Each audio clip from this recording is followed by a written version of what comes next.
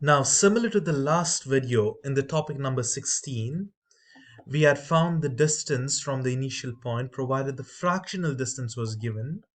Now imagine we have, say, the initial point, the final point, and there's a point somewhere over here.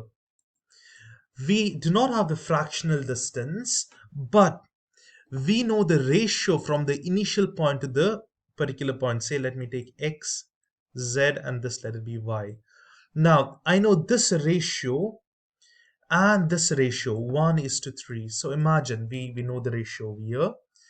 Then if the ratio is given between x and y and z, the ratio is known, then we can easily find the coordinates of the point.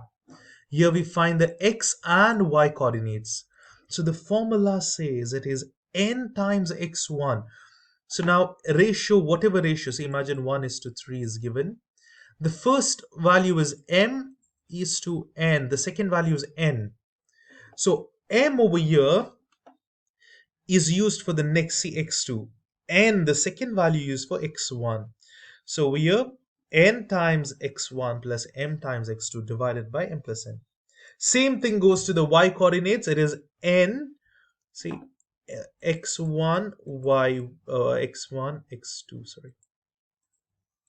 So all you need to do is remember, you need to cross it. So n times x1 plus m times x2, or n times y1 plus m times y2.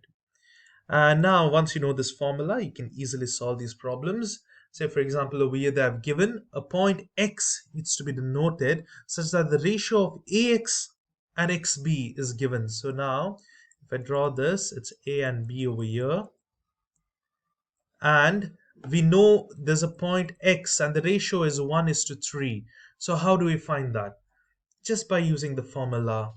That would be, this is m, this is n, so n times x1.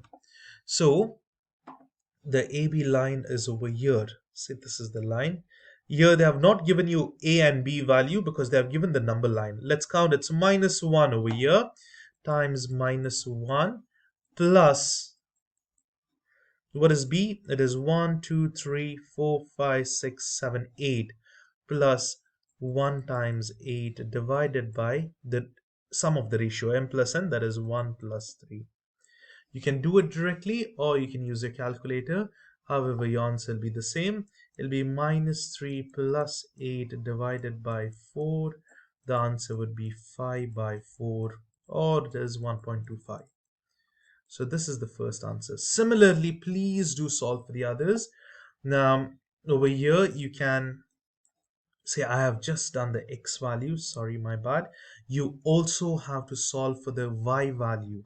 Now, here the y value, the x1 and x2 is done. Now, y1 is y1, 2, 3, 4. It's a flat line, so it doesn't matter what, the y is going to be the same thing. Okay, it's going to be 4 and 4. So put it in the formula over here. Instead of x1 will be 4, y1 will be 4, and solve it up. It'll be the same one. Answer will be 4. Same ways, try to solve all the others. We can see the coordinates over here. Say for example f. It's 1, 2, 3, 4, 5. X is 5 and y is 1, 2, 3. 5, 3. Similarly, E coordinate is 1, 2 and -2. 2, -2. You know over here x1, x2, y1, y2.